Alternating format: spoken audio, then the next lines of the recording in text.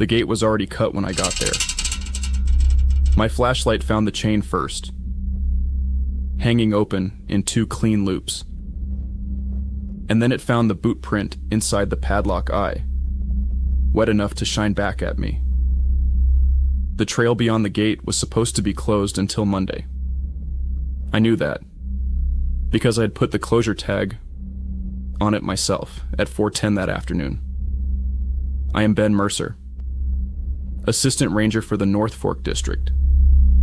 It was my job to lock the old service road before dark, check the deadfall report, and make sure no one ignored the closure sign and wandered into the backcountry after the storm rolled through. That night, the storm had moved out, but the road still looked bruised. Mud over gravel, pine needles plastered to the barriers, a smell like wet bark and hot metal from the lightning strikes. The chain had been clipped from the inside. I stood there a moment with one hand on my radio and the other on the gate post, listening to the woods make their small sounds. Drip from needles. A far-off branch settling. My light caught 3 things at once: the cut link on the ground, a strip of orange closure tape snagged on the barbed wire, and a line of tracks leading past the gate. Not away from it. Past it. I keyed the mic. North Fork Base. This is Mercer at Gate 12. Closure barrier has been compromised. I am entering on foot to check the trail and recover the chain. The speaker crackled once. Then my own voice came back through the radio. North Fork Base. This is Mercer at Gate 12. Closure barrier has been compromised. I am entering on foot to check the trail and recover the chain. I let go of the button so fast the radio hit my vest. The silence that followed was worse than the repeat. It had the wrong shape. Not an open channel. Not a dead one either. More like something had been waiting with its mouth close to the speaker and only needed me to speak first. I tried dispatch again. This time I got Lena Ortiz, our night dispatcher, saying she had me on the board and asking why I sounded out of breath. I looked down at my own chest. I had not run. My gloves were still dry, except for the fingertips where I had touched the chain. My breath showed in the beam because the air had cooled fast after the storm, but it was not enough to explain why she heard it too. I am at Gate 12, I told her. The barrier has been cut. I am going in to verify. Copy, Lena said. No one else is assigned in that sector. Stay on the main corridor. If you reach the footbridge, stop and call me back. That should have eased me up. It did not. The footbridge was the first of our old pressure points. The kind of place where the map and the ground argued with each other. I should mention the 3 things that bothered me before I even moved past the gate. First, the cut chain was warm. Not hot. Warm enough to keep the metal from feeling like it belonged to the night yet. Second, the boot print in the padlock loop was a ranger boot, not a hiker boot. Deep tread. Clean heel edge. Same size as mine. Third, there was a folded field note stuck under a stone at the base of the post, one of our waterproof yellow slips. I did not see it until I bent for the chain, and when I pulled it open, the handwriting inside was mine. Return to base before bridge. No date.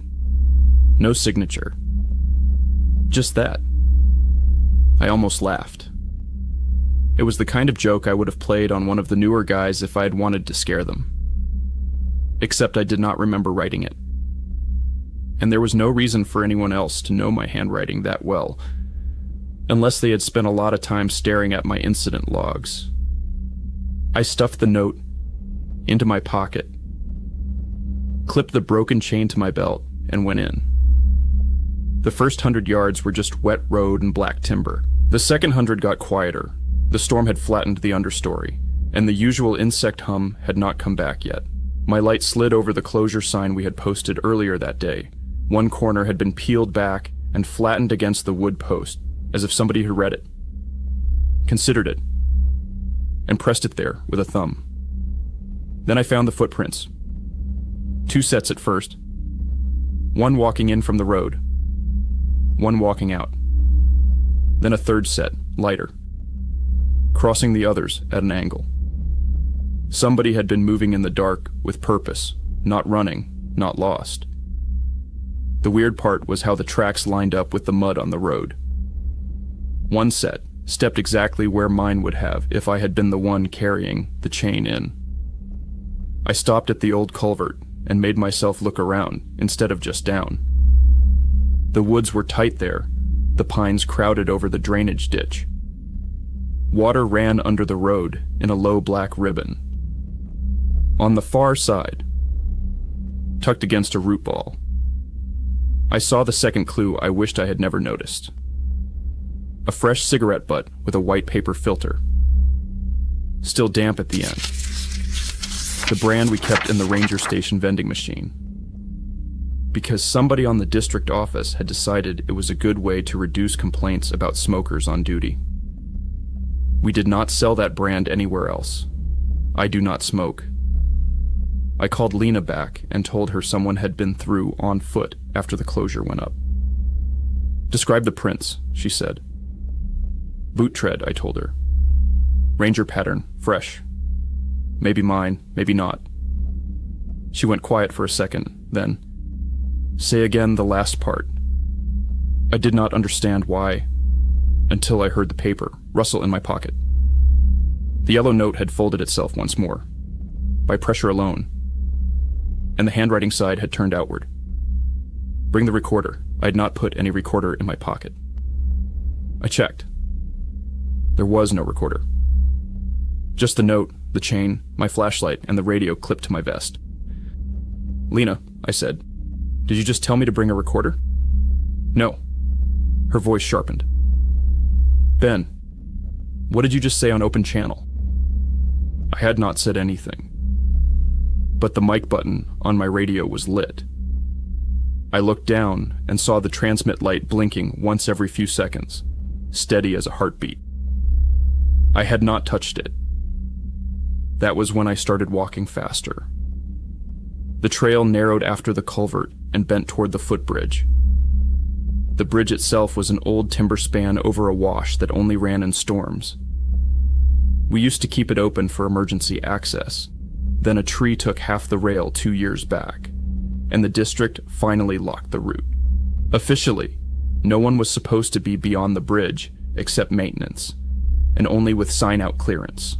Unofficially, hikers still found ways around the closure signs. I found the bridge by the sound before I saw it.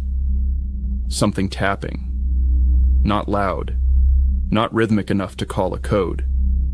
Just a small, repetitive knock from the other side of the ravine. I killed my flashlight and listened. The tapping stopped. In the dark, a shape moved over the bridge deck. Not a person. Not clearly. Just a shift of darker black against black. Like someone crossing while holding something long and narrow in front of their body. I raised the light again, and the bridge was empty. But the mud at my feet told a different story. One set of tracks had crossed behind me, while I stood at the culvert. The fresh print pattern matched mine heel to toe. Same angle. Same drag on the left boot. If I had not been watching the ground, I would have missed the new line of footprints continuing past me toward the bridge. I was not alone. I had not been alone for a while. Lena came back on the radio. Mercer, I need you to confirm your position. Approaching the footbridge, I said. Negative. I just got a position ping from Gate 12 on your unit. You should still be at the barrier. I looked behind me. The road I had walked in on was empty. The unit is wrong, I said. No, Lena answered slowly. Your unit is on the board. It marked Gate 12. It just checked in again. my throat went dry enough to hurt. I unclipped my phone and saw 1 bar of service, then none. The timestamp on my last photo of the gate had shifted by 12 minutes.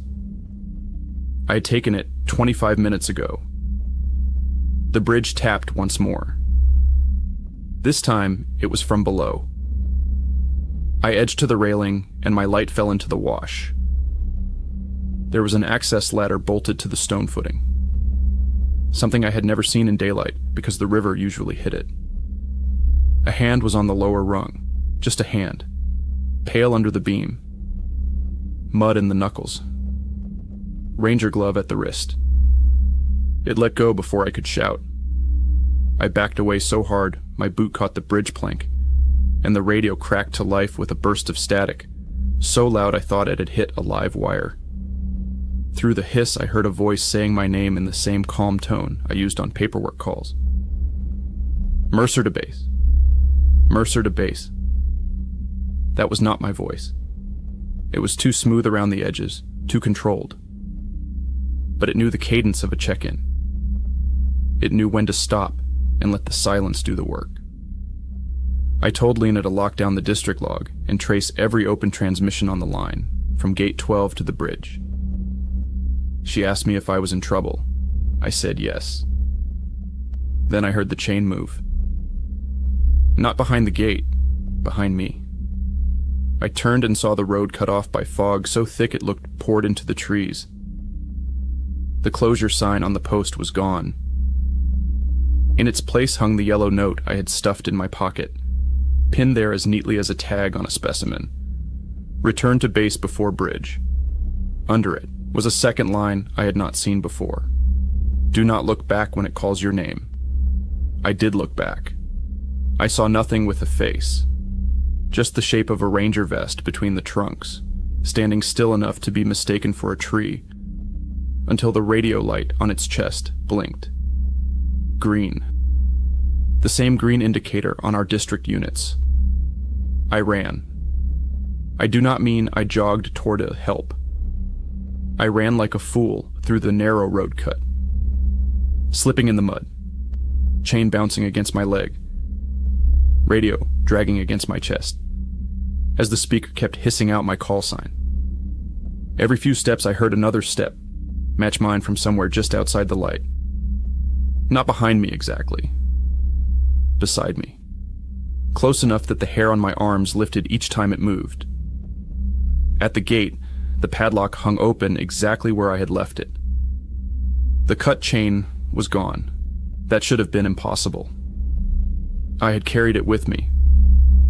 I reached for the gatepost and found the metal still warm. Inside the loop where the chain had rested, there was a second print. Not a boot this time. A handprint spread wide in dried mud, with the fingers stretched as if someone had braced there for a long time and listened. I climbed into the truck, slammed the door, and called dispatch with my phone because the radio was no longer helping. Lena answered on the first ring. She told me to drive straight to base and not stop for anything. As I pulled onto the county road, she added one more thing. Ben, your unit checked in 3 minutes ago. I nearly missed the ditch. That is not possible, I said. I know, she said. Her voice had changed, quieter. That is why I pulled the log. The district sign-in sheet, the one we keep in the station for every closure patrol, had an entry added under my name at 8:14 p.m. It listed Gate 12, footbridge, return complete. I had not made it back to base. I was still on the road. Lena, I said. Who signed it? She did not answer right away. When she finally did, her voice sounded like she had turned away from her desk. You did. I glanced at the passenger seat and found the district recorder there, the little handheld unit we use for damage reports and after-action notes. I had not seen it earlier. The screen was on. A red dot glowed at the top. Recording. I pressed stop. The display changed to playback by itself. At first I heard the truck cab, my breathing, the rattle of gravel under tires. Then, under that, a second sound I had missed while I was driving. The gate chain. Moving. and then my own voice, calm and close, saying, "North Fork Base, this is Mercer at Gate 12. Closure barrier has been compromised. I am entering on foot to check the trail and recover the chain." It was the exact call I had made at the start. Except in the recording, there was one difference. After I said Gate 12, another voice answered from inside the cab. It whispered my call sign. I pulled over hard enough that the truck fishtailed on the wet shoulder. My hands were shaking so badly, I had to set the recorder down before I could fumble the door open. I stepped out into the dark, with the unit still playing in my palm, and listened to the sound on loop through the little speaker. There was no static now. No wind. Only the repeated shape of my own report, as if someone had trapped it and was polishing the words for later use. Lena called me back twice. I did not answer. The third time I picked up, she was already speaking. "Ben, stay where you are. I just checked the old incident files." That made the back of my neck go cold. We had an archive drawer in the records room for closures, rescues, missing persons, and burn reports. Most of it was boring. Some of it was ugly. But there was one file everybody in the district knew, without ever discussing out loud. The Hollow Ridge radio incident. 9 years earlier, before I transferred in. 2 maintenance techs had gone out after a lightning strike knocked out the relay on the north side. One came back at dawn. The other never did. Their report mentioned a dead zone around the old emergency repeater, a place where radios picked up transmissions that were not being sent from anywhere nearby. The first guy said he heard his partner call from inside the ravine even after he watched him climb out the far side. Nobody had been assigned that route alone since. "Why are you bringing that up now?" I asked. Lena hesitated. "Because your unit used the old dead frequency," she said. "The one we were told to remove from service. It only shows up when something is routing through the Hollow Ridge dead zone." I stared out at the roadside trees. At first I thought one of them was moving. Then I realized it was only a reflective vest color. A blink of green, far off between trunks. Gone when I focused. Back again when I looked away. "That incident was sealed," I said. "Not sealed enough," Lena replied. "I found a hand-copied map in the archive. It shows a maintenance shed past the bridge. I think somebody used it to route around the repeater during the storm." "You need to get eyes on that shed, Ben. If your recorder started on the trail, then whatever is calling from there is using current patrol traffic to build a path." "A path to what?" She did not answer. Instead, she said very carefully, "There is something else. Your sign-in entry was added from the station terminal at 8:14. I checked the camera. The terminal was dark. No one was at the desk. I felt the inside of my mouth go dry. Then how did it get there?" "That," she said, "is what I am asking you to figure out before it leaves the district." The maintenance shed was off an old spur road that split from the main corridor just before the footbridge. In daylight, it was an ugly little thing. Corrugated tin. Cinder block foundation. Padlock big enough to anchor a boat. At night, it sat under the trees, like it had been built by someone who expected to hide in it. I should not have gone alone, I know that. But I had already done the first dumb thing, then the second, and by the time I got to the spur, I was less afraid of what was in the woods than of what was already in the system, with my name on it. The spur road was half washed out. The storm had carved grooves down the center deep enough to throw the truck if I hit them wrong. I parked short and went in on foot with the recorder in my coat pocket, the radio in my hand, and the chain looped around my wrist like a leash. The air under the trees was thicker here, sap and wet iron. The smell of old fuel from a rusted generator pad near the shed wall. The lock on the shed had been cut too. Not by me. I ducked under the busted latch, pushed the door open with 2 fingers, and let my flashlight take the room. It was barely a room at all. One workbench, one stool, 2 shelves with rusted fuel cans and a bin of old beacon batteries. A map board on the wall pinned with 3 thumbtacks. And on the bench, laid out as neat as if someone had clocked out and planned to come back for them, were a field map, a battery log, and a receipt from the county store in town. The receipt was the worst part. It was time-stamped at 6:42 p.m., after the closure went up. It listed 1 flashlight, 1 pack of cigarettes, 1 spool of survey tape, and 1 handheld recorder. The cashier name at the bottom was Marisol Vale, the only clerk in town who knew all of us by sight because we bought coffee there every dawn after a rough night. And the buyer's signature, in black pen, was mine. I stood there too long, trying to make the paper change into something else. The map on the wall had a route drawn in red grease pencil from gate 12 to the bridge to the shed, then on past the dry wash to the old repeater bowl up on Hollow Ridge. There were notes all over it. Check before dark. Do not answer yourself. If you hear Mercer, wait for Mercer. The handwriting changed in the middle, but the last line was unmistakably mine. Recorder in drawer. Do not leave it on the trail. I turned over the battery log. Every entry for the last 6 days was signed off in the same hand. Mine.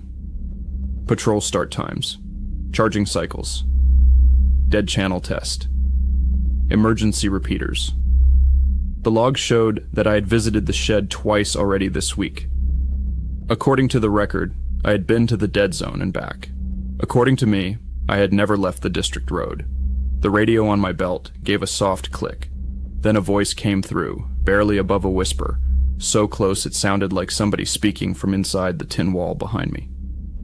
Mercer? I froze. It was not Lena.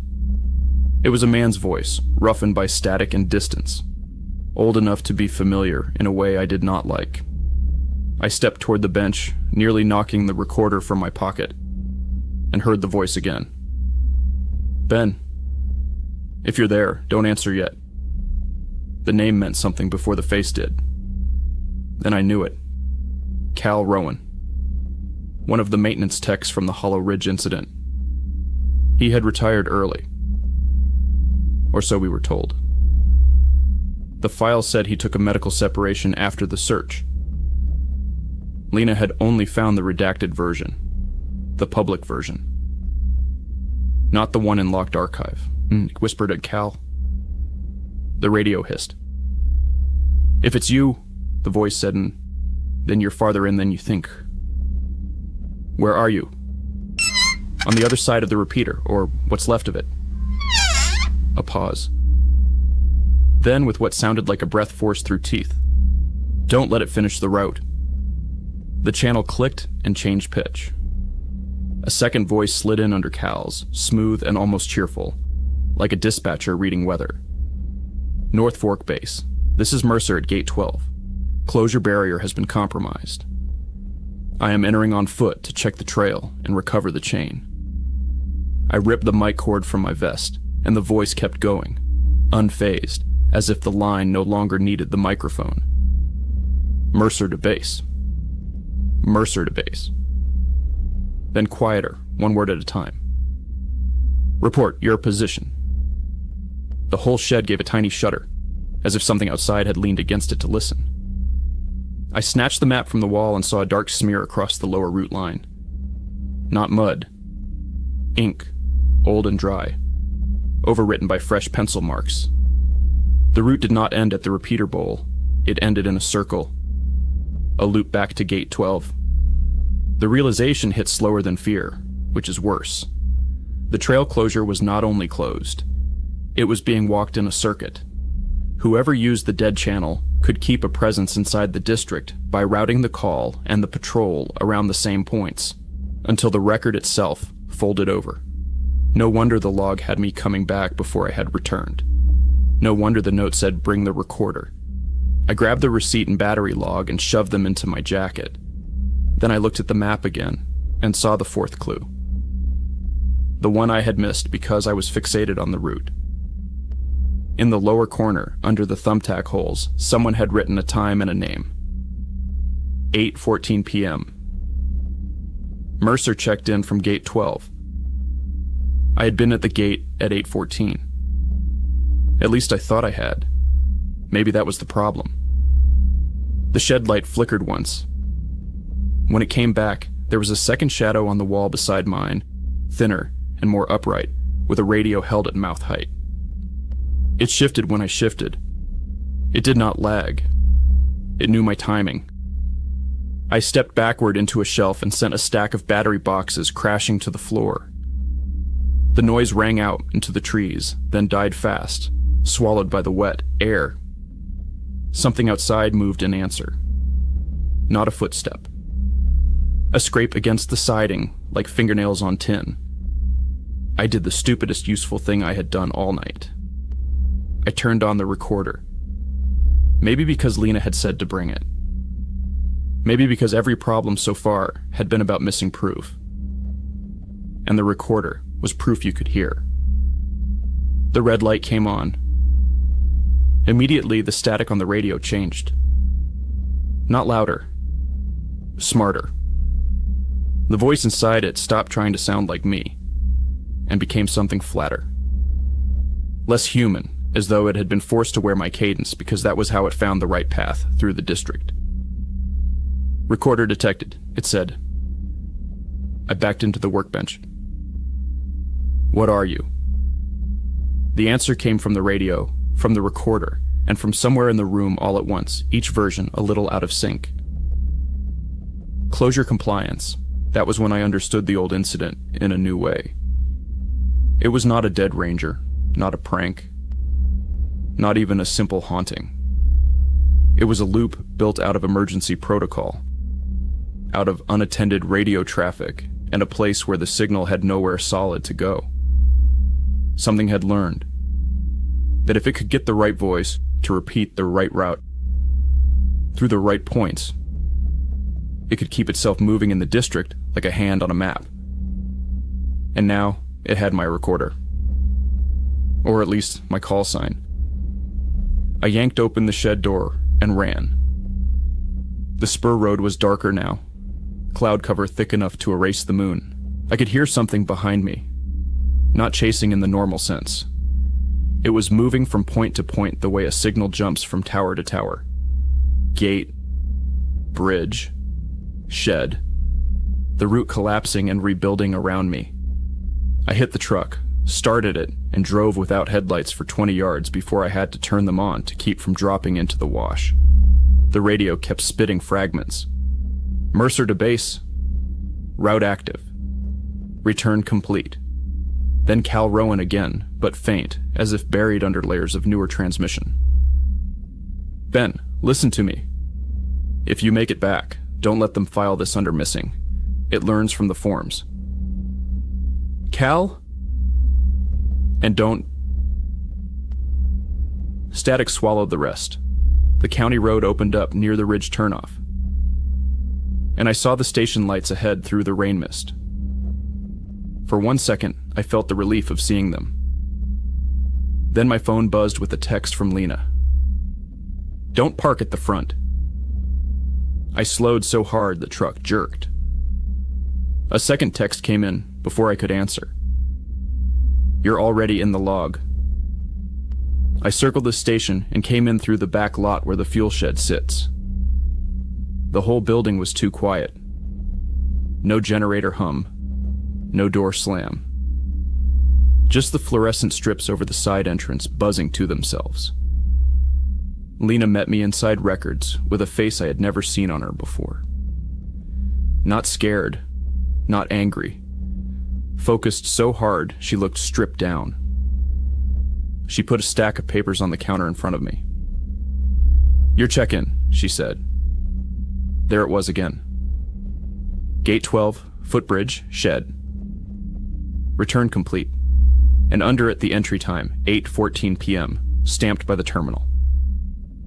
I pulled the camera feed, Lena said. Nobody touched the keyboard. But the screen came awake by itself and typed your name. I set the receipt and battery log down. I found the shed. There was a map. Cal Rowan is alive somewhere in the dead zone. Her eyes sharpened at the name. Show me. I handed over the paper. She scanned the route, then the receipt, then the log. Her hand stopped on the line about the recorder. This is your handwriting? I nodded. She turned the page over and pointed to a stain in the corner, the shape of a fingerprint in old coffee. Ben, she said quietly, that's from the incident archive drawer. The blood drained out of me so fast I had to brace on the counter. She kept going. The recorder in your truck? It's one of ours, but it wasn't signed out today. It was in evidence from the Hollow Ridge closure. I looked at her. She looked back. Then, in the half second between one heartbeat and the next, we both heard the station radio. On the shelf behind us, open by itself. No static this time. No delay. A clean, open carrier tone. And beneath it, the familiar calm voice I had heard all night, now speaking with perfect clarity. North Fork Base, it said. This is Mercer at Gate 12. Closure barrier has been compromised. Lena reached for the mic, but I stopped her. The next words were not mine. I am entering on foot to check the trail and recover the chain. The radio clicked. Then it said in Lena's voice, Copy. We both stared at the speaker. The desk lamp next to the logbook flickered, and in the reflected brass of the plaque on the wall, I saw a shape behind us in the records room doorway. A ranger vest. A radio light blinking green, still enough to be a person if you didn't want to look directly at it. Lena whispered, Don't turn around. The thing in the doorway made the softest sound, almost a polite cough, and my call sign rolled out of the radio in a voice that was mine and not mine. I turned anyway. The doorway was empty, but the district logbook on the counter had a fresh line written on the next page, and nobody had touched the pen. Ben Mercer, returned to base. Filed beneath it, in smaller writing, was the note that had followed me from the gate, now copied in a hand I recognized from my own morning reports. Bring the recorder. Lena shut the logbook so hard the cover cracked against the counter. The station was quiet after that, except for the rain on the roof and the faint clicking from the evidence drawer and records. I took the recorder out of my jacket and killed the playback. But the little red light did not go out. It kept recording the room, with its eye pointed at the floor, waiting. We did what we could before dawn. Lena backed up the logs to a clean drive and printed every page with my sign-in on it. I took photos of the map, the receipt, the battery log, the gate chain, and the shed. We put everything in the evidence cabinet and taped it shut. Twice. At 5:03 a.m., when the first service truck rolled in, Lena had already called district headquarters. She used words like compromised, closure corridor, dead zone interference, and archived incident overlap. Nobody there liked that last one. They liked the photos even less. A supervisor drove out before noon and asked why the sign-in sheet showed me returning at 8:14 if I was sitting in the records room at 8:22, with mud on my pants and blood under my nails from splitting the recorder case open. He asked it in that bored, paperwork voice people use when they want a problem to stay small. I showed him the map from the shed. He stopped asking questions after he saw Hollow Ridge written in red pencil over the route line. That should have been the end of it. Filed. Locked. Buried under a closure review and 2 pages of corrective action. But the district logbook had already been altered in a way nobody could explain. My return was entered before I ever made it back. The recorder was never clean after that night. Even with the battery out, it clicks once if I open my drawer. On cold mornings, if I pass records before anyone else is in the station, I can hear a faint burst of static from inside the evidence cabinet where we locked up the chain and the route map. Lena doesn't joke about it anymore. Neither do I. We never reopened Gate 12. The closure order stayed in place through the rest of the season. Maintenance put a second lock on the footbridge access ladder and welded a steel plate over the old spur road marker. A crew went out to the shed in daylight and found the door standing open, the bench cleared, and one fresh cigarette butt in the dirt beside the threshold, still damp at the filter. They brought it back in a bag. The brand matched the vending machine. The same day, district headquarters sent down a new radio policy. It was a pile of forms and warnings about cross-channel discipline and dead air testing. One line in the appendix said never to answer a transmission that repeats your own call sign from an unassigned sector. Nobody at headquarters could explain why they added that line. Lena printed it and taped it above the station radio anyway. I still do night patrol. I still close gates after storms. I still check deadfall, closures, and bridge access. But I do not go out alone when the route passes Gate 12. And if the radio says my name before I say it first, I mute the mic and keep driving until I reach another person's light. The worst part is knowing the trail learned me. Not my face. Not my voice. The timing. The habit. The way I report a compromised barrier. The way I pause before bridge. The way I always bring home the evidence. Because that is what makes me feel like I did something useful. It learned that. And when the weather turns and the old relay shudders under the wind, I hear my own call sign writing the static from somewhere past the footbridge, calm as paperwork, asking for Mercer at Gate 12. I never answer. Not unless Lena speaks first. Sometimes, very late, I catch her standing at the station window with the lights off, looking toward the tree line where the road disappears. Once I asked her what she was listening for.